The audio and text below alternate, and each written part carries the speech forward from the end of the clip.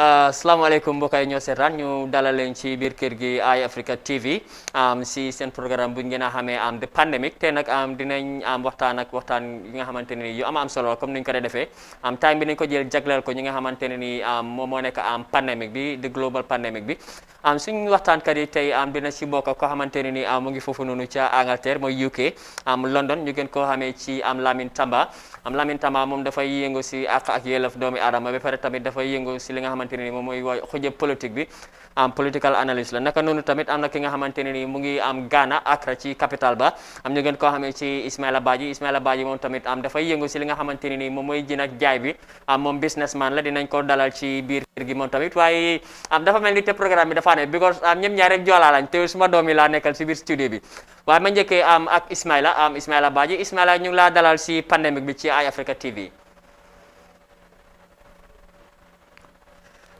Hello, Mr. Cisse jërëjëf. Thank you so much for the invite. Jërëjëf.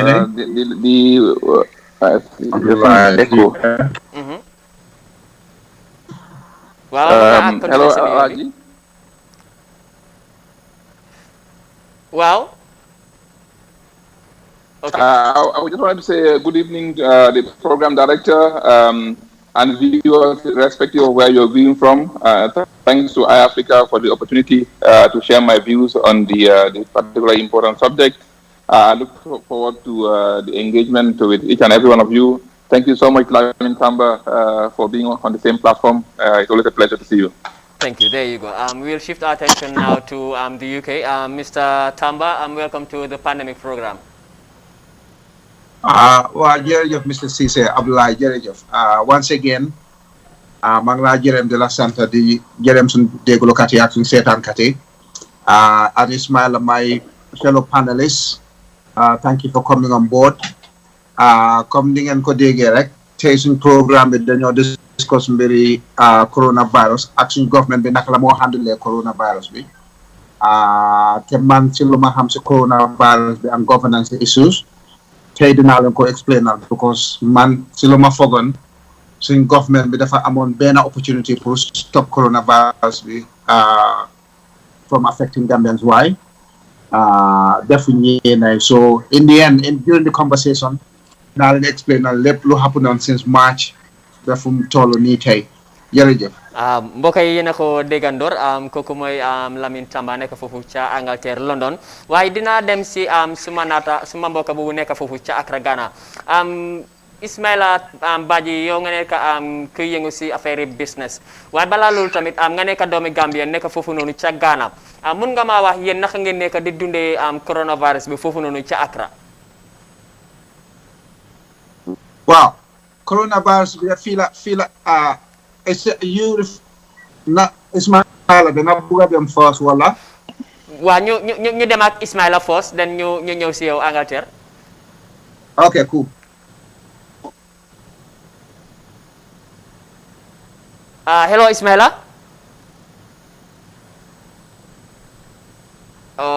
Okay ñu ngi waaw ñu dem ak yow Lamin su paree ñu dellu si Ismaila dafa mel ni network bi dëgërut. Wow. Yeah, so I couldn't get the question. I couldn't quite get the question there, Mr. TJ. Oh, okay. My apologies. I understand you're not very good with Wolof, so I will try and ask in English. You as a Gambian doing business in Ghana and West Africa. First of all, before we get into how business has been affected, could you please tell me how you people are surviving with the coronavirus in Ghana? Okay, thank you so much, Mr. Tisse, the program director. I think it is a very important question, and I'm really very happy to share the experience living in Ghana and how the COVID-19 has been handled here. Now, one key element that I've seen, amongst others, the first thing that Ghana has been able to do was on communication. So they have a very robust process in place for communication. The government of Ghana was successful in putting together health experts, irrespective of the religious background, the political background, or any type. They brought the best in the business to ensure that they look at this COVID-19. The government of Ghana, they looked at regulations and full implementation. Of course, the leadership of Ghana decided to take the forefront. It should not be lost on you that the government of Ghana, through its leader, have been addressing the nation very, very regularly and also empowering the front line. There has been also a very robust economic plan where they basically brought rules and regulations such as electricity and water, where they basically said during a certain period of time from March to June, electricity will be supported by the state. They also had food baskets that they had in place. They had relief packages for the small businesses and businessmen who they know that they're going to suffer during the process. And there was a lot of messages, I said before, messages of confidence, messages of guidance, and also ensuring that there are no gray areas in the communication aspect. Of course, if you look at Ghana, we can say that it's one of those African countries that are ahead when it comes to development, communications, education, etc. But what they have been able to do is that they were live, giving information on a daily basis. So if you look at the Ministry of Communication, you look at the Ministry of Health, I mean, they were communicating to the people on a daily basis. They had a very good response plan in place. And the response plan in place was, and the experts who were responsible for it, they were briefing the leadership on a daily basis and also ensuring that they advise the leadership what is happening and where it is happening. The frontliners who are actually our life saviors, they have been empowered and given the authority to act. And they have also been given special incentives to make sure that whatever they are doing is well recognized. That is the frontline health workers. So as I speak to you today, the number of cases in Ghana is just under 50,000 cases, of which around 42,000 have been able to recover from the case. They only have about 260 death rate. So basically, we're looking at 0.01% of people dying from COVID-19. As I speak to you right now, most of the places are now going back to normal. And you realize that even the offices who had the power and authority to be able to put in place the rules and regulations have been following the government regulations to the letter. The general public also have a big role to play. And Ghana didn't take it very lightly when they had to make sure that everything is fully in place. Now, the question would be when was the lockdown planned and when was it done? So if since the month of March until late June, July, there was strict regulations in place. And of course, the response team, the front line, the military, the police, and everyone has been empowered to make sure that they act on the spot. And there was simply no compromise. And today, as I speak to you, last Sunday, the President of the Republic did give an address where he basically announced that on Sunday, the airspace will be open. Wow. But until now, the airspace and then the border, the roads, everything has been closed apart from the seaport. But when I come to talk about the business, etc., I'll talk about why and what are the reasons why the seaport could not be closed or cannot be closed because of various economic reasons that I will address later. Yes, we're actually looking forward to your expertise in that field. We will shift our attention to Lamin Tamba. Lamin, gis nañ yow nga nekk Angleterre nga nekk doomi réew mi mun nga ñëw wax sa jàngat foofu noonu ca Angleterre yéen naka ngeen nekk di dundee jàngat bi foofu ca Angleterre balaa ñoo dugg si biir réew mi. Waaw ñun coronavirus bi bu mu dooroon obviously xam nañ ne coronavirus bi China la dooroon di affect nit ñi fala nit ñi door di xam ne am na feebar buñ ooyee coronavirus te bu mu jéenoon nit ñi xamuñ woon feebar bi naka la moo waale from human being to human being ndax daf dee waala sax from human being to human being because luñ fogoon first time mooy woon feebar bi si rab yi la jógee daal ak ay the bats or the wild animal market bu nekk Wuhan fu ñu dee jaay ay meat bush meat yi ne so loolu lañ fogoon at the first time waaye mujjee bi using the February munge pass from one person to the other from Wuhan, and the next thing you know, you visit on China time bobu, you do the travel to the other parts of the world, you do the transmit disease to the other parts of the world. So the background to coronavirus, moy one, China dore, bara nini di hamlu hell about a month or so later, February do the spread to other parts of the world. So the thing is, but you understand kind of February in the Gambian context. When you there's an epidemic usually that they in one country or two, or just a minimum, just a specified area, or maybe regional. When you a pandemic, you know, it's gone beyond a regional disease. So Bumdore the transfer from Wuhan to other places in China, to other places in Asia, to places in Europe. Notably, Italy was the first signs of its infection in Europe. So, new dentist ne fever banget transmit, munget transfer from person to person in many European countries. The UK government, at first, government amni is like they didn't believe in one disease. But wala den ko believe on, but then forgot that disease be do muna affect wa UK buba, come do more affect Chinese, Italian, German. So you then forgot that we were safe. But our government with the doors and preventative measures, favor be dugan and sidekabi, mudori affecting locally, community transmission be door.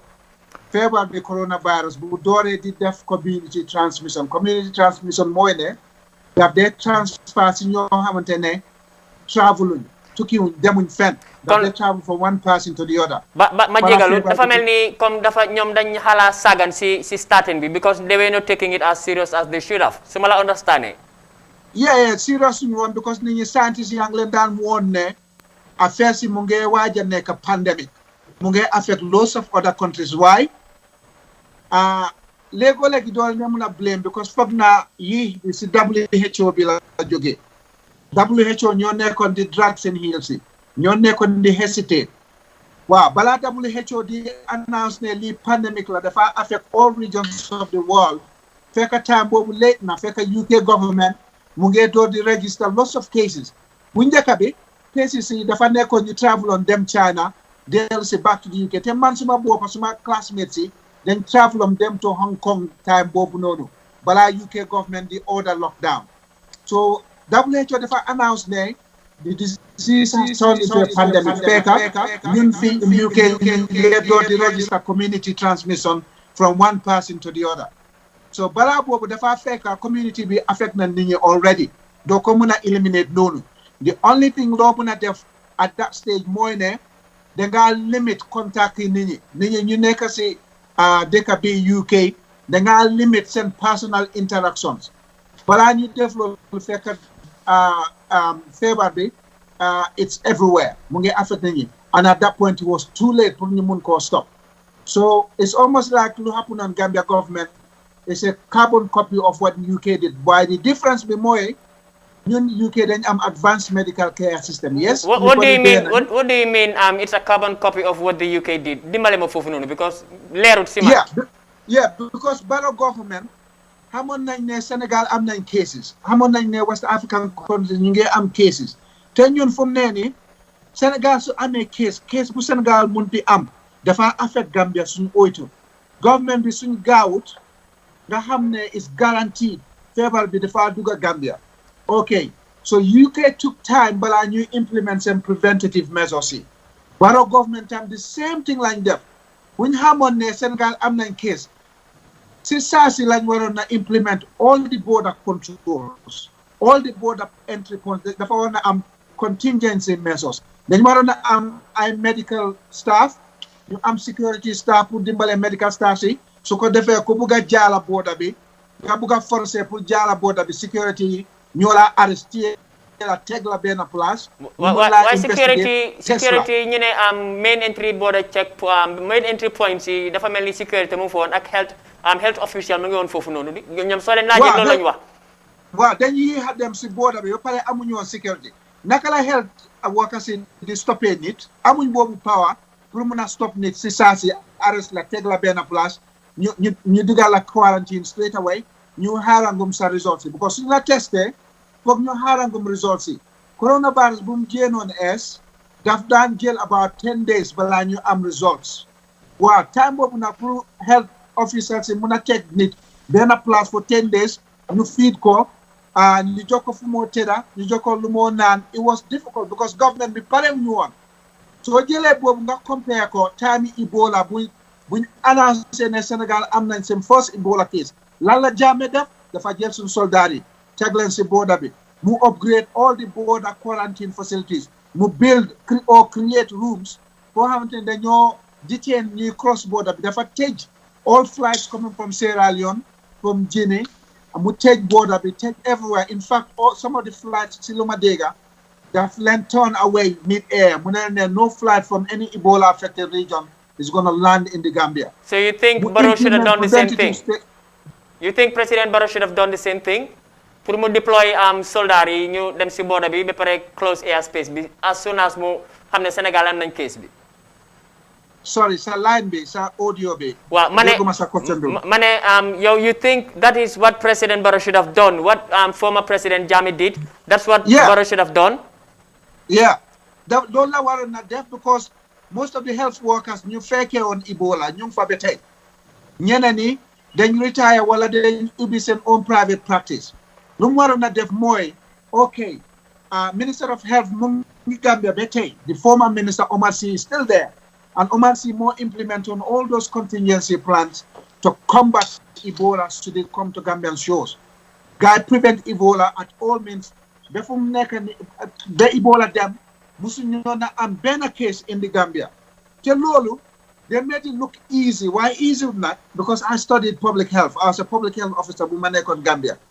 Disease containment easy because foog nga am the political will, foog nga am medical expertise, foog nga am security cooperation dafa nekk loo xamante ne foog nga am cooperation from all stakeholders danga koo def mu gaaw boo yiixee rek boo amee benn case mu mujjee transmit into a community effect pour stop ko daf dee jafe daf dee difficult trop su nekkee community transmission la jeex na sa xeex bi is difficult in terms of preventing it sa xeex bi danga koo transfer into medical services in the hospital.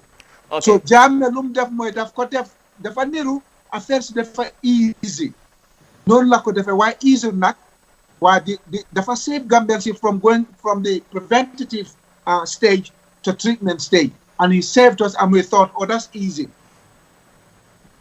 Okay. Dinañ ku ñu waroon a mooy former minister what did you do? Can you help us at least consultancy basis ba buñ defeaté coronavirus ñu end consultancy bi loolu lañ waroon a def waaw amoon nañ waxtaan sax ak former minister Omar Sy mu ngi waroon a bokk si programme bi woon unfortunately mënu ko na make on time waaye tamit dinañ dem Ghana ñu waxtaan ak Ismaila Badji si affaire yi business bi understand naa ne dëkk yi yëpp they took a hit economical hit si pandemic bi nii because gis nañ réew yu mel ni Spain seen tourism industry bi mu ngi wàcce comme Gambia sax yow ban impact wala ban effect nga foog ne pandemic bi la am si li nga xamante ni moom moo nekk global economy particularly Ghana si business boobu noonu. Okay, Mr. Cisse, just balaa may dem see the global impact or the business impact, I just wanted to touch a few things what Lamin has just mentioned, which I think is very important. I'm not a health expert, but I'm more focused on the business. But like Lamin has said, I mean, a country like Gambia, whose health systems and the health facilities are below par, I would say, what we needed to focus more on was on prevention. And then the easiest way to do the prevention is simply to make sure that one, we get a proper response plan in place. And how do we get a proper response plan in place? Is by getting a team of experts. Like I said in Ghana, what I've done was that the government, through the line ministry, found the best people in the business. So when I talk about the people in the business, I'm basically talking about the health experts, the military experts, the police, everyone. They came together and drafted a master plan which they implemented to ensure that there is no stone left unturned. Now, like I said before, if the preventive methods were put in place, And then the health expert, the military expert, the security expert, the economic experts were brought together. I think Gambia could have been saved. That's something I wanted to mention. And of course, it pains me, so much that we have a very large number of experts in Gambia. I mean, Gambia is probably one of those countries where almost in every sector that you go to, you have a very good number of experts. Yeah, the health sector is no different. I mean, someone like Dr. C, he could have been instrumental in supporting us. Again, I hope the government of the Gambia learns from this. Of course, it's very painful, but hopefully they learn from this. So that next time, I hope it doesn't happen. But in case we have something similar to that, we call in the experts because this is not politics. It's really about saving our people who actually have voted us into office to act.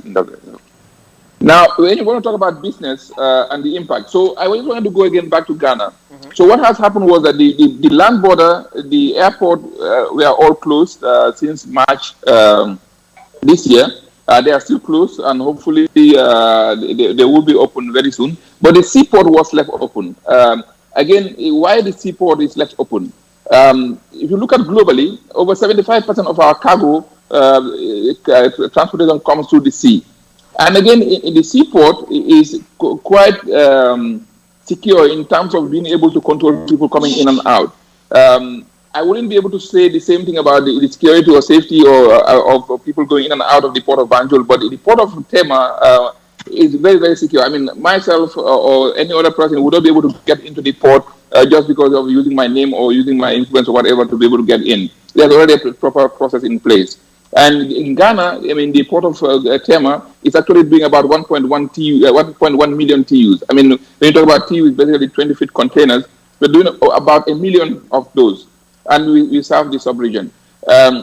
So the port has been left to open, but of course, again, through consultation and understanding of the impact of the business by the mere fact that the shipping industry, the logistics industry, the business community, we are actually consulted. They sat together and came up with a plan and say, how do we make sure that these operations keep going so that our people can keep getting the food that they need? Because we cannot keep people at home and they are hungry and in the name of fighting COVID-19. That's practically impossible. So people are going to revolt. And in an economy like Ghana, where over 80% of the people, the business is on the informal sector. Informal sector is basically the guys who are dealing on the streets on a daily basis. So what the government has done, to a very large extent, is consultation, drafting of a proper plan, following it through, and making sure that the people who are impacted are one way or another compensated, either through tax privileges, that they come and say they give you a tax break, tax privileges, or simply they say, okay, the utilities is going to be waived from for this amount of money, and then they ensure that the essential commodities, and of course when they say essential commodities, they don't leave it hanging out. They specifically mention what hour to what hour people can go in and out. And one thing about Ghana, lastly, is about the discipline of the people. So when the government and the enforcement forces have said that you have to wear face masks, it's automatic. Everyone is wearing face masks everywhere you go to. Social distancing is respected. People have to carry, the vehicles are carrying 50% of the people, it's 50% of the people. Because the government has already put in place measures to ensure that there is no loss hitting the people that can be avoided. And there is no such thing as state of emergency. Yeah. And there is no such thing as state of emergency or curfew? People are going about their business? You are breaking. It seems the connection. But I mean, there is no such thing as state of emergency or curfew? People are going, their normal daily routines? Unfortunately, I'm not hearing your question. How about Degumalingawa? Okay, Mane, I mean, there is no such thing as state of emergency in Ghana or curfew? Is like people are going about their business on a normal daily basis?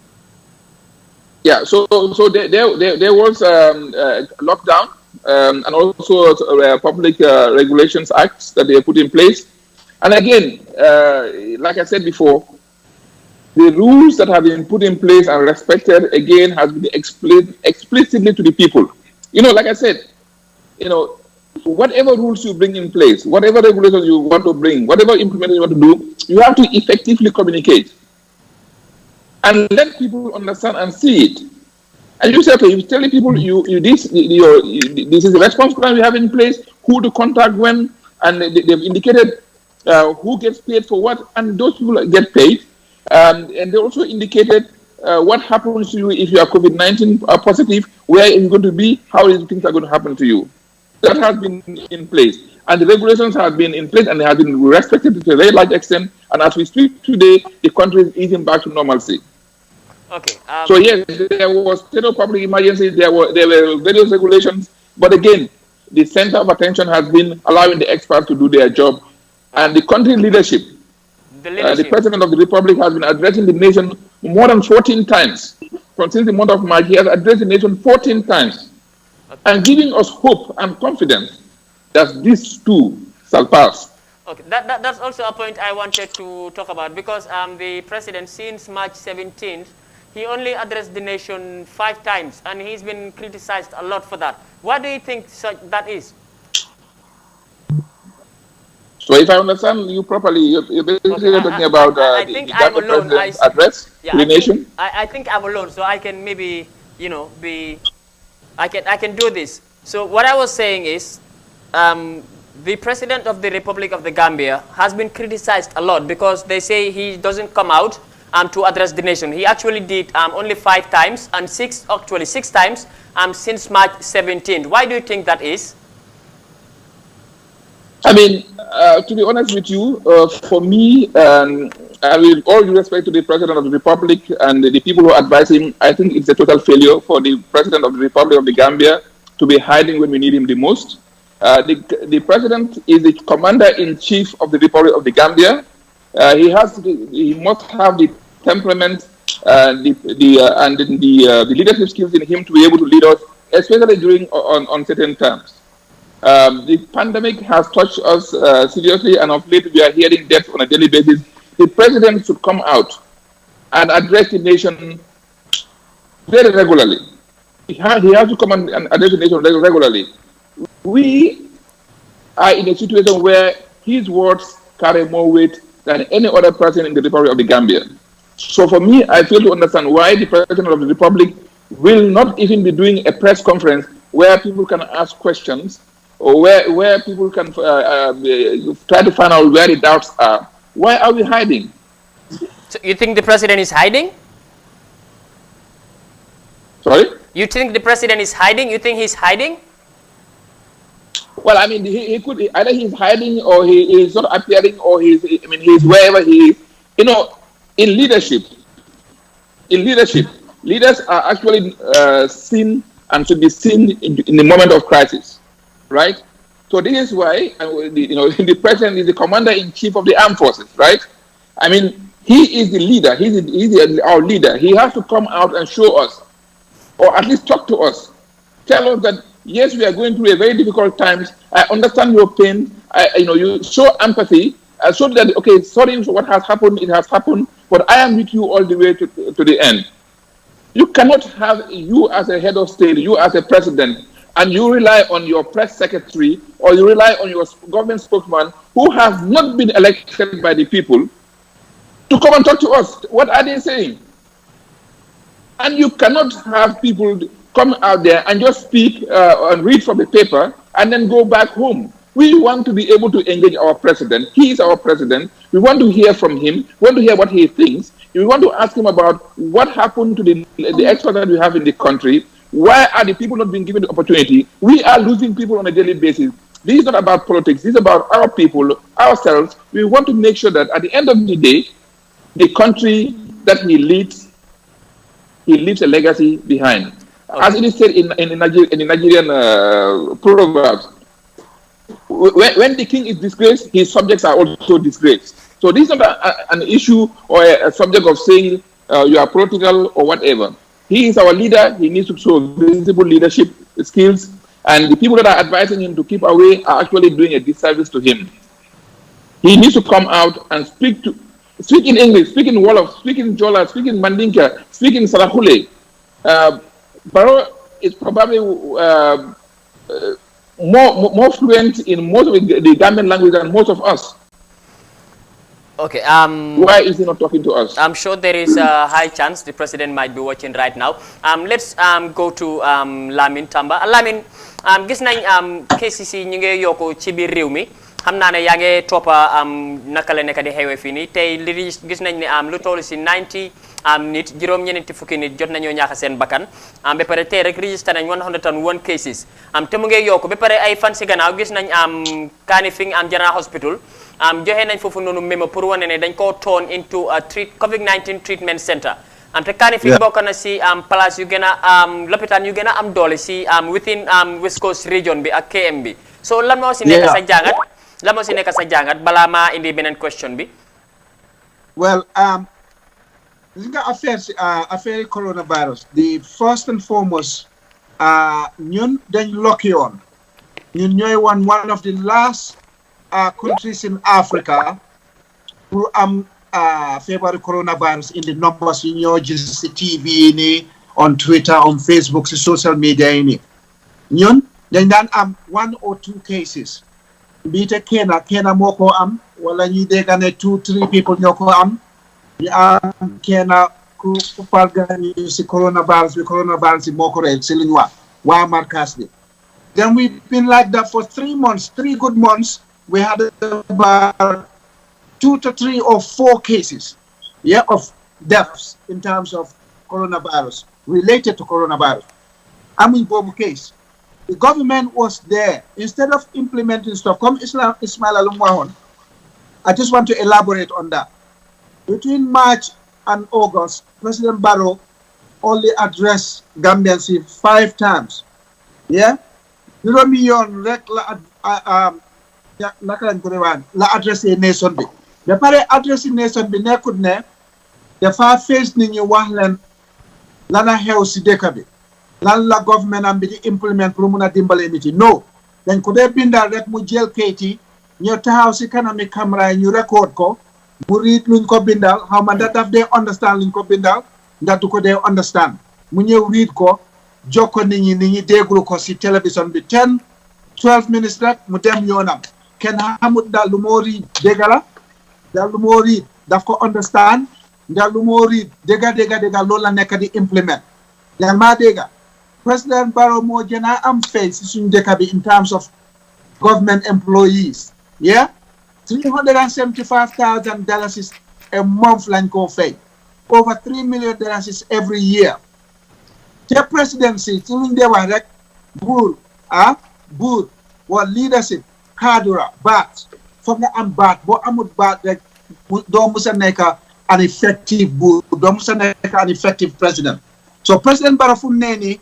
nit ñi dañ ko xeeb because that man doesn't talk sense xamul lu moo def xamul naka la dëkk bi di yes he admitted early ne moom is not competent to be president but let's go up but that was few years ago that was few years ago before just when he entered the business waaw ñu dem to coronavirus bu mu dooree di serious in the Gambia mooy weeri July lan moo doon happen weeri July ba coronavirus bi di serious suñu dëkk bi again lii si suñ leadership la nekk bu coronavirus bi nekkoon Gambia Barrow ak own party bi Barrow si boppam gisoon nañ ne dafa bàyyi state house am si diggi coronavirus pandemic bi bu dem si dëkkam bi dëkkam naka la tuddaat Mankamankounda ak jabaram ak Amdi Jammeh pour mun a am party birthday party jabaram yi yaa maa dégga si diggi coronavirus pandemic mu bàyyi emergency si daf ko flan daf ko randal fale teg ko benn place mu jóg dem Mankamankounda pour am fa party ak jabaram yi mu dellu si on party bi Barrow NPP ñu doon campagne Gunjur Katong Banjul different places Bakaw so yow yaa nekk buur yow yaa nekk government yaa ngi doxal government bi nga bugg a nit ñi ñu respect emergency regulations yi pour ñu bañ a dem into gatherings yow sa boppa as a president yaa ngi am sa party sa own party members ñu ngi dem dëkk yi ñu ngi dugga di jéena di campagne si diggi pandemic bi This is what happened in July. Some cases then them from about 30 something to 135 a day. Tay Nina Nyatala 101 cases a day, Ninyange there. We've registered about 50, 60 deaths. The deaths you, Mr. Cisse, your deaths is respectable. Ninyange there, Nini, Ningirakala Yobu send me death house because of who have Bufanekon. Niringaro Bufanekon in death house be because they can honest your base and it. San Yob death house. The Fajal days Balanko am singing ninga dem sutura sa nit yi na ko dee jox dañ ko dee teg foofu ñi naan dañoo test niw bi dañoo check ndax coronavirus la am pour ñu mun a quarantine ñii ni suñ health workers yi protectuñ suñ health workers yi cases yaa ngi spread bés bu ne ni ñaa ngi dee man si suma gis-gis bi ñu dee from coronavirus is more than 100 maybe even more than 150 because yow yaa ngi nekk Gambia man maa ngi am ay relatives Mangi am ay friends. Every day you ma announce the Ninyange there, especially swing Maggie. Or among the elderly population, Ninyange there in numbers. Why would you think? Why would you think? Why would you think? That's your official ring report. More 90 days pass na ko. Lutang pass na ko food because lu happen gabete musun ko gis. Ninyange there left, right, and center. Swing elderly population you get perish like nothing we've seen before. Since man bu ma nekkoon boy ma door di ham life naka lan la mean musuma dégg kind of dëj yi nekk Gambia fan yi dëj yi ñoo am every single day just too much cannot just be a coincidence du malaria season rek de dafa am lu nekk suñu dëkk bi lu nekk di wax nit ñi te nit ñi ñu ngi suul seen nit ñi si pet. Are you accusing the government of hiding information? Pardon? Are you accusing the government of hiding information? Hek na government bi say yeguñ ko because ni ñange sul sen nit ñi ci pet quietly ye nekkuñ di wax government nekkuñ di déclare government because nekkuñ di yóbbu sen papa yi ak sen mère ñu feebar ñi nekkuñ di leen yóbbu hospital because of again no Ismaila mentioned on earlier communication is key when you run in public services communication is very in fact that's the first pillar. If you cannot communicate with your stakeholders, can do understand some message. Messages say they will get lost. If you cannot communicate with the public, messages say will get lost. Look at Boris Johnson. Mojena advanced health services in Gambia. Foof, 10 million. Nini fi ñojena aware in terms of medical services and coronavirus than nini. Foof, 10 million. Where Boris Johnson defied joke every single day. Best bu ne mu taxaw press conference su absent sa health minister bi dafa ñëw wala information minister bi dafa ñëw wala foreign secretary dafa ñëw dafa am kuy taxaw every single day pour communicate ak nit ñami ana suñu information minister time coronavirus mu ngi lost ana suñu spokesman bi mu ngi lost ana press officer state house bi mu ngi lost kana don taxaw every single day pour waxa nit yi health minister daf ko don def mu tay mu feebar because ñu ngon hair mbiri xaalis ci coronavirus instead of hair pour sutura nit ñi pour toppatoo nit ñi xaalis lañ taluñ weer mi nit ñi taluñ life nit ñi taluñ nit ñi ñoo xamante ne ñoom ñoo tax gang leen a fay salary yu duuf gang leen a fay seen travel salaries yu duuf ñoom seen post rek lañ tal fu mu ne nii taluñ nit ñi this government is a disgrace te li nekk di happen Gambia tey musuma koo gis ever te mu ngi affect nit ñi it's not just malaria season this is just scary it's painful maa ngi laa wax sama dëgg it's just painful every day bu ma déggee dëgg rek dama dee sega in sorrow I get very sorrowful over the last 2-3 weeks 4 weeks it's just untrue unbelievable. Okay dinaa leen boole question yéen ñaar because amoon naa fi honorable Halifa Sallah because wax nañ ne buñ demee bu government bi executive bi yóbbuwee foofu noonu si parliament bi pour extension for 45 days parliamentarian si reject ko mu ne honorable Halifa Sallah according to moom mu ne politics moo tax gars yi lifinuñ ko so are you with the idea ne parliamentarians yi tamit am nañ responsibility si situation ban lañ nekkee right now mun naa commencé ak yow Ismaila. Okay. Yeah, so Jerejef, program director, I think this is a very, very passionate subject that we are talking about, especially when like Lamin has mentioned, lately I've been trying to avoid Facebook because every time you go to Facebook, the number of people that have been declared dead is very worrying. In fact, anyone in Gambia who is 50 years or above, you need to be very, very careful even interacting with people. It's scary, I have to say the least. We are losing people on a daily basis, and it is worrying. Now, for me, basically, I think that, like I said earlier, so said Ghana, nga jël seen example of Ghana, lan lañ def da nga gis ne they are actually safe, or I would say they are actually safe today, and then their death rate is 0.01%, actually 0.0006. If I'm not wrong, they also registered the highest number of cases in West Africa, if I'm not wrong. They also registered the highest number of cases in West Africa. Su nekkee ne juumuma, yeah? Wow, so that's correct.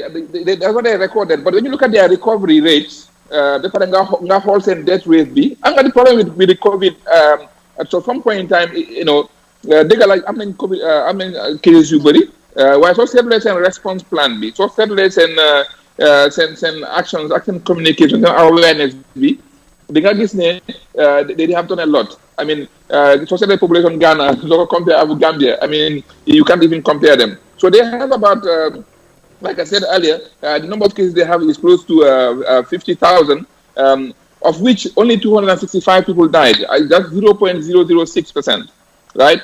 Compare that to Gambia, our Gambia, the death rate is very high, and more worrying in Gambia. More nekk ne ñu bëri ñu ngi dee ñu duñ jóg seen nit yi ci lopitaan bi because they have no confidence in our health system. They have no confidence in that kooku su dee na dañ ko jox body bi ñu dem suul ko or not. So that's the problem there. Waaye man li may wax mooy maybe I look at it from the other side. Maybe the soo xoolee other countries, you take an example of America. yaa ngi am Kumo, Governor Kumo. You look at the UK, you look at Ghana here, the people have taken responsibility. But in Gambia, it's very sad. I mean, maybe I'm a little bit being critical here. Well, I said we have 7 administrative areas. Yangi am a mayor in Banjul, yangi am a mayor in KMC. Then you have the chairman or chairwoman in various locations. I could be completely wrong or off target, but from the beginning of the pandemic, around February, March, until recently when we lost some high-profile people, gisuma KMC mayor bi mu jog mu taxaw on a daily basis to fight the pandemic when lii lañ nekk di def and to also to create the awareness. Gisuma in Brikama area council chairman bi def ko, gisuma Janjambure, gisuma keneen ak keneen. How are these people supporting the government to make sure that we win this pandemic? That is also something that we need to look at critically. Now, if you look at the CSOs, I mean, I cannot thank them enough because CSOs also like you put them Gilson Hallis put it together, did them the gender malo and duly and everything put you share opportunity, you Japanese. But all the political parties lately, I would say political parties because I don't belong to any political party as we speak. Lately, I have seen them making masks with either APRC or UDP or CA or whatever, saying masks. Maybe they have a political agenda, that's why they're sharing those things. I'm not sure why. NGOs, they have stepped in. I mean, when you look at Foni Agency for Rural Development, they have done a lot in the beginning to help the people of Foni. I'm sure the same thing applies to many other NGOs across the country. They actually gone out there trying to help. You understand? But the problem that the problem at one side or the tragedy on the other side, we are not effectively communicating. We are more focused on the politics than getting the solution done. And unless we put politics aside, unless you put our personal differences behind us, this pandemic is not seeing the worst of it is not yet seen in Gambia, because the number of deaths are happening on a daily basis. And I dare say that the only reason why we are having a 100 or 150, 140 number of positive cases is because we are testing with less than 1,000 people a day. We test 450, we get a return of 40%, probably the highest anywhere in the world. Our test return percentage is the highest anywhere in the world. Why is that? Like Lamin has said, ñu ngi am COVID-19 ñu ngi toog seen kër yi ñu ngi dee. so foog nga ne tamit mass testing bi tamit dina doon dimbal waaye bëgg naa tamit nga tontu ma because su ma understand sa wax bi gis nga ne the central government could do more waaye tamit dimbale ma si parliamentarians yi because government bi according to some government officials ñu ne luñ reject state of public emergency bi moo tax cases yi nekk di yokk because joxuñ government doole bi pour ñu mun a def li nga xamante ne nii def nañ ko ndax foog nga ne tamit parliamentarians ni beneen responsibility si situation buñ nekk nii right now. donc comme li ma waxoon rek xam nga boo jógee nga dem ci National Assembly nga declare state of public emergency 90 days lan ngay declare 90 days based on what lan moo nekk sa response plan.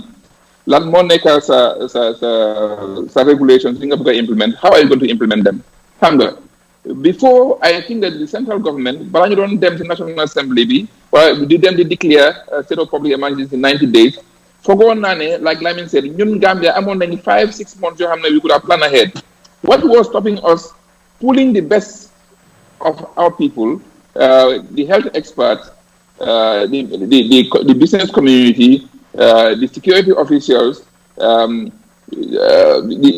CSOs, the NGOs, the political parties. I mean, in a problem like this, in a situation like this, you don't even care, which political party you support. Right? Bring those people together, make a plan, and then you go to the National Assembly and say, we are asking for 90 days instead of public emergency, and this is what we are going to do. This is what we are going to do to take care of the business community. This is what we are going to do about the schools. This is what we are going to do about the hospitals. And this is how much we are going to pay to each of our frontline staff. But none of them, when I listened to the National Assembly, when I followed through, I looked at the former Attorney General. I mean, he came there as a for emergency. We are living in an extraordinary times requiring extraordinary conditions. But it's so vague, it's so open-ended. What was he trying to say? If you don't have a plan and you effectively communicate that, you lose trust and confidence. A lot more, in my view, more cases is going to be Gambia because at some point in time, it's politics. No one cared about it. No one is the problem. Is it late? No. We can still rectify this situation. Why am I central government role? Why am I mayor see? Then what I joke, but lately I've seen the mayor of Banjul. He has been trying and getting a mask for all the people there. I hope the mayor of KMC and the chairman or chairwoman in various locations also come up and make sure that they come up and represent the people and talk about the people's interests. ñu ñëpp ñu ngi complain Barrow nekkul di wax Barrow génn suuf tamit waaye am na ñoo xam ne tamit lii da lañ ñu waxuñ. ok sa point boobu noonu leer na ma dellu si Ismaila ma dellu si Lamin bëgg naa koo boole tamit bëgg naa koo boole ak beneen question bëgg naa understand si sa gis-gis parliamentarian si ndax beneen responsibility si situations buñ nekkee ni right now former minister tamit Omar Sy waxoon na ne government bi dañ later plan they had enough time to plan but they did not plan. I spoke with a government official mu ne former minister Omar Sy dafa toog rek mu ngi wax lu ko neex waaye su nekkoon ne mu ngi si situation bi si boppam dina doon xam ne this is a global pandemic different from Ebola bi how do you respond to that la moo si nekk sa gis-gis. waaye man suma gis-gis mooy the situation is different, the governments are different. Again, Omar Sy is very experienced. He was in charge of the country when we faced our first potential epidemic or Ebola, which is more deadly than coronavirus, by the way. Ebola is more dangerous. They are completely different kettle of fish. With Ebola, if you have it, you're more on the death side than surviving. With coronavirus, you've got more of a chance of surviving than dying. Ebola, you've got more chance, you're likely to die than your chances of surviving. But Omar Sy is not talking out of nonsense. Omar Sy is talking out of experience. Because mom, the government proved nako. So anything he talks about, contingency measures, emergency measures, control measures from preventative to treatment, maybe he didn't go into the treatment phase. He would have been tested differently to Ebola. Where Parliament, our Parliament, man, I cannot hold our Parliament responsible. I'm going to tell you, Parliament has watched Barrow government. Parliament then approve on the first 45 days. You approve at the second 21 days. Yeah? During that period, you don't observe Barrow government, whether Barrow government was serious about it. Parliament therefore represents a niti. Some constituency represent. Don't not represent something that is government be. You allocate lots of money for timbale sandingi during the lockdown. So you definitely allocate about 5 billion, well, like 1 billion or 700 million. 700 million lang take aside pour muna dimbale nit pour mun lena supply malo ak diwlin ak yu sewa sewi loolu lañ waxoon parliament ñu ngi leen daan observe ñu ngi observe na government dafa dimbale seen constituency ak business yi so throughout that 45 days ak 21 extra days government mënuñoo def loolu seen 700 million buñ promise nit ñi pour supply nit ñi malo ak diwlin ak yu sewa sewi mënuñoo supply even 20% of the population out of that 700 million. So lan la parliament di def suñ bukaatee extend another period of coronavirus state of emergency parliament lu ñu laajte government is legitimate very genuine concerns lañu based on dañ waxoon ne dañ laajte woon government da soo déclare waatee another 21 days or another 90 days first that they respect sa kaddu because this one nañ ne Barrow ak supporters am ni respect ñu woon suñ state of emergency bi so seen first demand mooy Barrow government are you going to respect the state of emergency political activity du am Barrow buguta answer loolu second one bi soo tëjaatee nit ñi nga ne leen ne dem leen ngeen tëju seen biir néeg yi ndax di nga leen a supply seen lekka seen ndox di nga leen a fay gaay seen bill da nga leen a fayal gaay seen electricity seen courant daa loolu dafa am Barrow government mu ñu ñoo satisfy that requirement so naka la parliament di demee naka la parliament di dem di recommend another 21 days fekk seen nit ñaa ngee dee from heat lan moo gën a dangerous nga jël sa chance nga dem ut li nga lekk ak sa njabooti wala nga tëju si néeg bi nga dee from heat ak sa njabooti naan ban chance nga jël man suma gis mooy if I've got a chance of going and looking for something for my family to survive I'll take that chance than sitting in the house and seeing myself starving to death tay jini last 2-3 days dafa am ku deewoon Scotland from hunger in her own house with her 1 or 2-year-old baby crying over her dead body. She was hungry. She lied down in her house to death. She was hungry. No more than happened in the Gambia in numbers. So them out into another 21 days, 45 days, 90 days lockdown with no food. Because nenye amuñ lu ñoo lekka Gambia nañu dañ dee génn tey pour ut lu ñoo lekka ëllëg hand to mouth. So naka nga tëjee nit ñi another 45 days comme daf doon nekk 90 days of lockdown with no food maalo bi 700 million bi dañ ko jël tasaare ko 20% of the Gambian population ci suñ maalo bi gisuñ dara from the government. Government bi war na def mooy dañ war na jël regional coordinator bu West Coast regional coordinator bu West Coast amoon naa ak moom waxtaan mu ngi ma xamal ne ñoom seen target bi fii nii West Coast region 80% ñoom jot nañ seen malo ak seen sukur ban la gaay war a jël mu ne 80% according to regional coordinator bu West Coast region mu ne 80% jot nañ lu gaay war a jot so dafa mel ni yow waaw West Coast region sax suñu amoon 80% su dee dégg la because man I'm sure 80% of West Coast are receiving seen dimbal bi. And you have proof of this? Let's suppose West Coast had 80%, right? Let's suppose West Coast had 80%. KMC had 20%.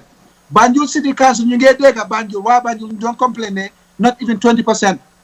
You're just malo bi. North Bank region, less than 20%, or let's say less than 30%. Sierra North, less than 30%. Sierra South, less than 30%. URR, maybe 40%. So, for average, yeah, less than 50% of the Gambian you receive Sen Malobi, yeah, Sen Nyambi, less than 50% you receive. Out of the 700 million, that 700 million, then you calculate and get Gambia never am about 280,000 households. So, other than 50% of the households, and Harris, the Falna Koduga, and a 5.8 billion Bunma spent since February this year. Between February and July, then spend on $5.8 billion. Harris, the Falna Koduga, Mr. Cisse, Harris, the Anamum. Okay, that's $1 million question.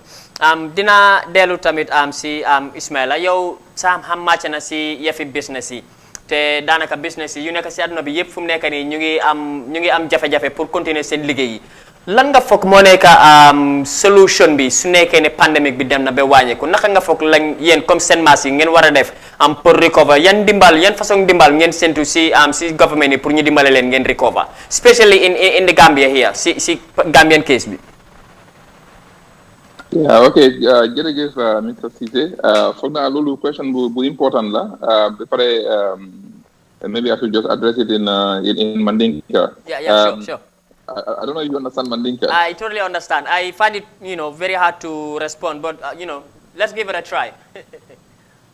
Okay. Mr. Cisse, ngamira ila wo nyininkaro akumata bakele.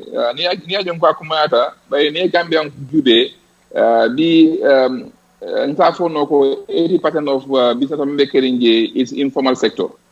Wala mol me alonko bitiki ndingol be bulle wala place ndingol be bulle me alonko ni wafiro ki kamen soto je ikrawalta pour que la dimbal balundi.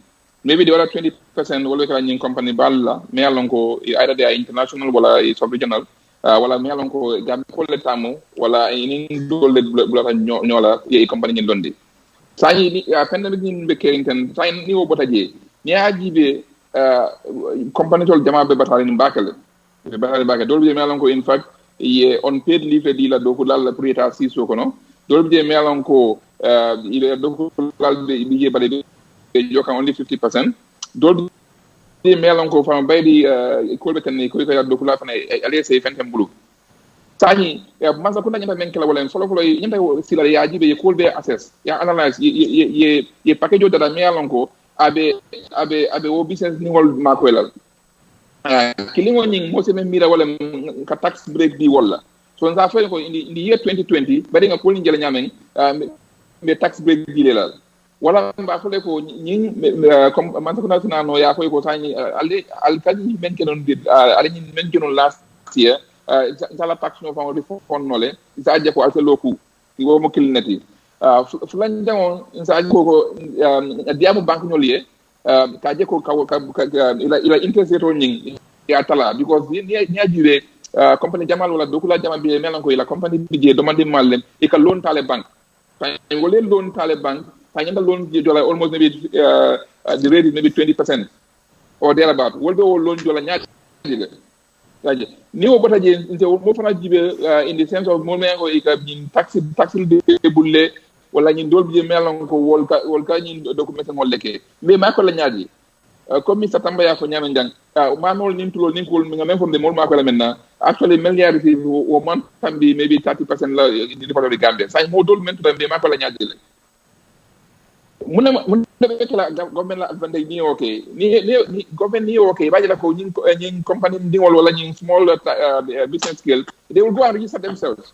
So ni fa register ni pendene gin tamita e baji la ko wolbe melan ko dunto maybe bu ko tax jo wala dunto me fa register fa ma lu la ko bi sa jëlle bije adum wolbe ko dina ka tax jo pa men keta wolem again tabling ibe ñun ko ibe siri bu ko ñun ko kata ila response plan okono ila expert dam e momol nat na ñi business okono so e baji la ko bi every day mole batakan bakale business be soron kanne mole batakan bakale so on denga mira tax break wo important je bake relief fund o fana important je bake adon ka mol fana gibe in the sense of kurangon ni jiwo but of course ngalo ne ko kurangon ni jiwo mu kubal de Gambia because ngam nawe ko kay na tuje o nyama don then ni obota je insa jibe hata madingol se mako no nyamem bari ni wonten molu bata kam bakal because there's every single day Gambia commande wani mo kesale Gambia ka ko Gambia mo dafa gina metti rek sa ite mol mako la nyadile wo kuma yata bake hanisa mbe tula ita kan let's talk about the airspace the roplan flight dema ñew bi because bobu tamit bokk na lu dee andi kom ci biir réew mi te gis nañ dëkk yu mel ni comme noo ko waxee very soon di ngeen ubbi seen airspace bi gis nañ Sénégal ubbi nañ seen airspace bi lan moo nekk sa gis-gis tamit si lii di pour ñu ubbi airport because gis nañ ay flight yoo xam ne ñu ngi ñëw comme mel ni Brussels te gis nañ ni andi nañ ay cases moo créé toon controversy lan moo nekk sa xalaat si loolu noonu ubbi airport bi. Okay, so after airport be so much lucky lo na isa fono ni mande kaka ni lafita ha okay isa fono mande kaka bay ni ko airport ro aning seaport aning border soldo abemu understand mu ni mol igita nan dem nyanda menkela so moti ke memba fala ko amala fi airport yo yele pro yele airport yele fana yele nyala bala ni ajibe mu nan ko yele bala right now science advancement sifa melan ko science COVID-19 ni monata it has test now within few minutes or within 1 hour yala results of knowledge. That's one thing. The second thing, governments are focused on ina mana fly like fly out kabo Angleterre kabo Ghana kata America kana Gambia, you have to have a test certificate member tan la ko ite COVID-19 man bala dan ebe board nola yaje wala dana imo certificate soto ni fona airport to nyande test nola within an hour or so yela result dila yalla ko natra ila ko nying is inconclusive yes some do natra you are clean ye bula ita so kono so I mean Gambia this year actually globally many alan ko fotala when it comes to landing fees and airport yellow and air sorongo wo million jamal lati dolla Gambia dolla economy be nyamin is tax based economy ningo tax based economy ntol na ko be ngamen so ko matna be ka bonan tax wala ni airport ni poro ani ku dolla ni ngamen so je but so ni aje ko airport national wati jang abento fana affect la len bare pour nga yele no nyanda process kala je melongo ni momo me nyalonga jita airport je either asineta clean from COVID-19 killing fulanjango natra amang clean de ko ak ay na after airport ya test ya test akaji kay dunno bare ntol nga mise ko menkenum ado hanta yimba ke kan wolem ka Senegal ila airport soronne Ghana ila airport soronne ay bi ko na airport soronne di fobu jon be ila airport soronne ndul airport be ila rinne. Okay, so you ngamol natne fo mol fata Gambia mel nan ko COVID-19 so fata Gambia tem na airport soron tak na ko sa yidol al COVID-19 bal bulu al si jang aliya di mol la wala ken do la problème oti. But you are in support pour nga airport ñu yele with mechanisms put in place. Yes, I would say, I mean, if you put for you to open the airport, put the process in place, put testing in place. If you had listened to the president of Ghana last week Sunday, I was very impressed. Ghana, in consultation with the aviation industry, the business community, and extensive consultation with the general public and policy experts, they have come to the conclusion that the airport will be open on the 1st of September, subject to, one, being able to test people on arrival, people getting their test certificates before arriving in the country, etc., etc. Nothing is stopping us from that. Let's tap from the experience and expertise of the others. Because Gambia ni ajibe, nintol nga lundawal balika na Gambia, nintol economic crumble lale. But if make sure that a clean test certificate of the Libina, or if an agency test no isolate treat. Okay. Nga turning Lamin Tamba nga ala miroje balal ma des ma sose bi setut waaye soo waxee dama ko dee understand but feel free pour nga laaka bu la ne su la neexee sax nga laaka jola la moo nekk sa gis-gis tamit si airport bi because gis nañ yéen a dëkka ñu ngi ubbi seen airport yi with mechanisms in place te loolu dina tax ba seen economy bi at least mu xala recover soo seetee Gambia tamit ñu ngi ñëw dugg si season bi wala sax daanaka dugg nañ si season bi so ndax foog nga ne tamit wise na pour ñu tëj booday wala sax ñu tëj air space bi ba léegi wala sa xalaat la pour ñu ubbi ko. Waaw man Ismaila lu mu wax is I concur with him to a certain extent. The only problem is ñun Gambia amuñ leadership. ñu ngi am leadership vacancy from neni. The vacuum is there is huge. ñëpp xam nañ ko. Even people in the streets xam nañ ne Barrow du buur. Barrow is not a leader. Barrow is just there as a figurehead. Is just occupying that place for now. So airport bi mun nañ ko ubbi because we're going into the season now. Te ñun tourism is our biggest source of foreign exchange. But, like he said, the Ghanaian president said they can open the airport on the 1st of September on condition that 1, 2, 3, 8, 4, 5, 6, whatever they name it, those conditions are fulfilled. So airport bi mun nañ ko ubbi. UK never closed this airport permanently. While UK never have mechanisms, then I'm on contact tracing. Then I'm on a lot of stuff. People are obedient. People can come here, you muna them talks and flats in their rooms and isolate for 2 weeks and they go up. And the society action society in the Gambia are different. Then they are on their own. They can send own flat or send own room. So if people isolate for 14 days is easy. Can bilan muna contact te bokun ken si benn bool suñu añi wala suñu reer. Gambia is a different situation. Mënoon nañoo implement open the airport. Why? Gisoon nañ ne the government do not provide proper quarantine facilities. So nit ñi suñu ñëwee ñu test leen and they're positive. Waaye ñi si hotel lañ leen doon yóbbu di Mr. Tamba wala foofu faynut. Waaw gisoon nañ hotel complaints about the hotels, condition of the hotels. First hotel in them on hotel be using for months. Mungi bari ponda, mungi bari ay bed box ak yenay. Yeah? Second hotel from them you don't complain hama Baobab hotel hama hotel bu nek Mandinari ben ñi daw. Yeah? Ni ñange face security pour mëna daw quarantine bi. Ni ñange jena ni ñange rocheku ci airport bi bugu ñoo dem quarantine. Te mangi am fi solid evidence with photos. Even GRA vehicles ñu doon dem si airport bi seen relatives si pour ñu mën a dem si quarantine system bi dañ ko daan bypass si airport bi dañoo dem si hotel bi dañoo fay security ñu jéem a dem def seen jëf yi ba pare ñu dellu si back to the hotel to sleep overnight. So kind of system boobu pour ubbi airport bi is very risky because nit ñi dañoo bugg di dugaat génn. Ñun suñ system bi dafa rigged, dafa corrupt so much so that from neni can go at it in the government system. Yeah, nula ne nga def in the government system. Everyone wants to make a lot of money bala Barrow government bi di daanu because xam nañ ne there's no enforcement system under the Barrow government. Everyone is a boss. Lula ne nga def ko te dara du la jot. Yeah, dara du si jéena. So this is why we have the airport needs to open, but Gambia government then for take some stringent measures. You cannot escape.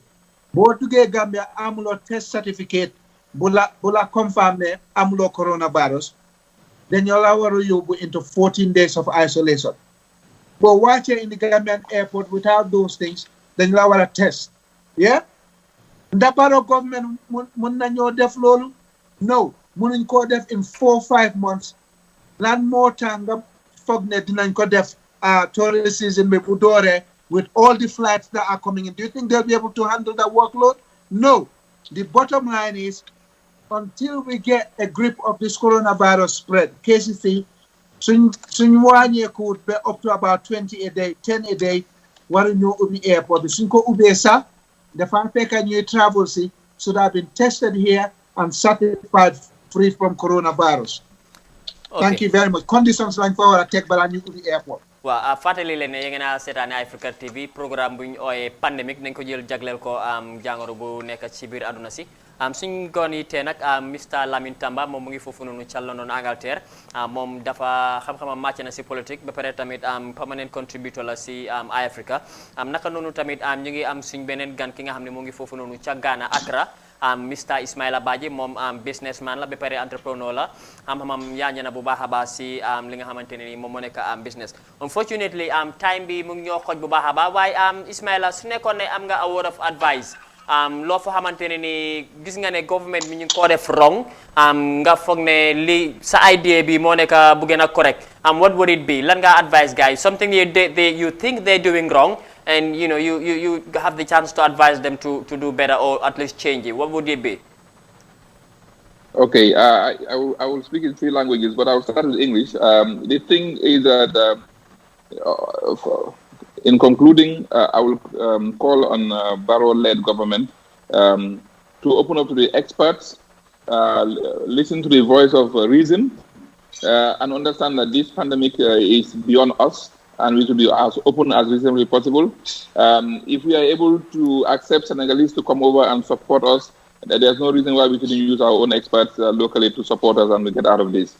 Communicate. The people deserve and need to know what's happening on a daily basis. We don't want to wait 2, 3 days, 4 days later to know what's happening in the country.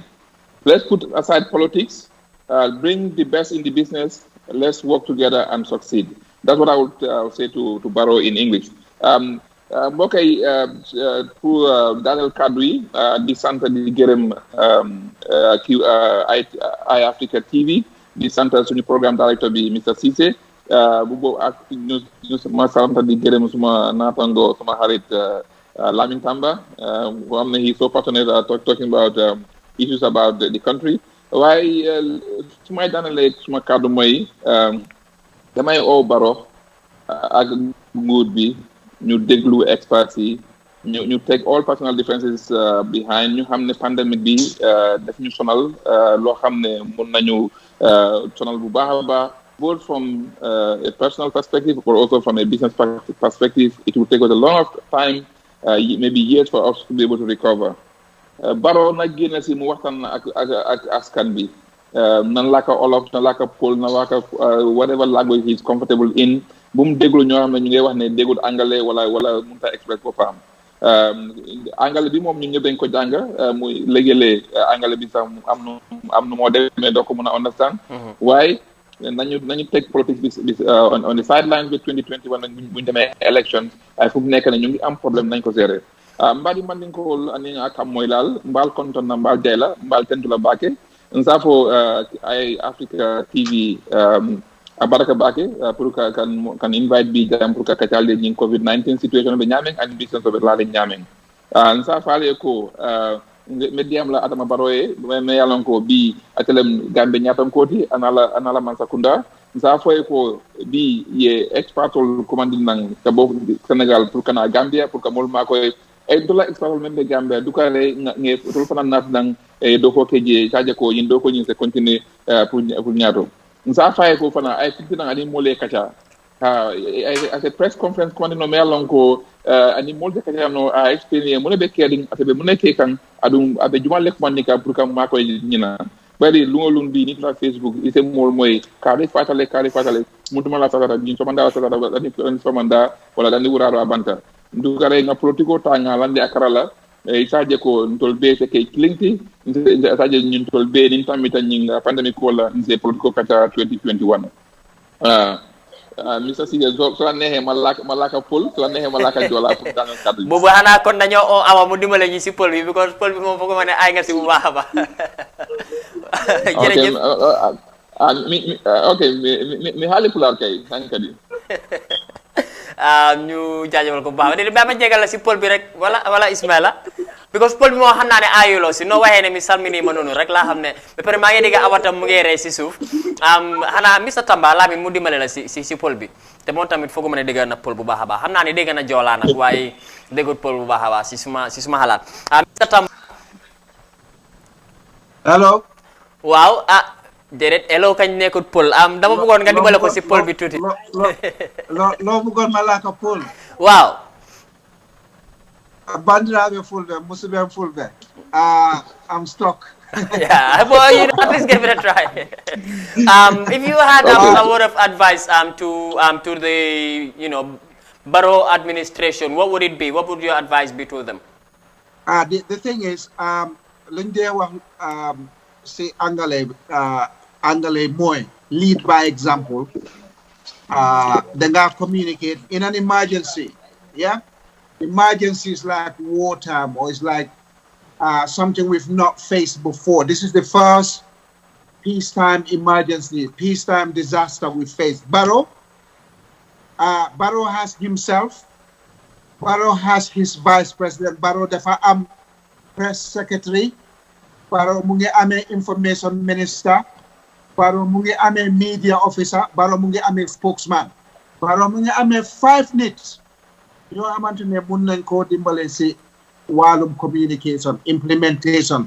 It's always sensitization when the public is involved. And this is where the Barrow government is failing. Yeneen side duma dey blame Barrow because Barrow has employed 4 people to help him.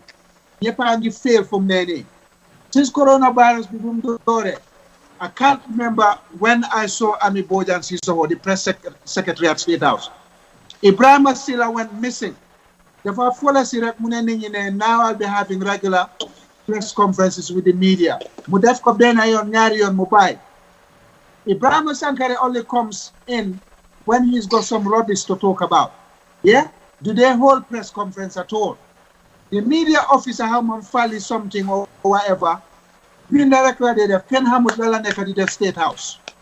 You cannot have a disaster and not talk to your troops regularly, and not talk to your electorate, your people you're protecting regularly. So communication, the president has to lead by example. Just on 9 feet, when a disaster happens, Jola boy, the Jamet, after I'm solved waterproof stuff, Mutuga town, Ningi. After I'm draw, sit taubi. We took at the timber and Ningi, communicate at Ningi real time. They have done them see gutter, see banjul, to clear the drains before every rainy season. They've done them to disaster zones. They've done them see Toli. They've done them see Sampe Kaitali. Yeah? To mix and mingle with the contractors to make sure then hamne munge observe ningi munge check guys and ligay. Kanga musajis baro muy dem l'hôpital. Kanga musajis baro muy tek tankam si bir school. Wala muy dem si Toli di show solidarity or interest with the farmers. Yeah? Kanga just borrow in Banjul time floods wala KMC muy dem di nan mayo si xam ngeen lan la bañu clear suñu drain si pour mëna stop flood si set setal daf ko bay bu mu duggé office ba tay Barrow mustawa mbir set setal jabaram sam mo tane. So communication, lead by example, sensitize, talk.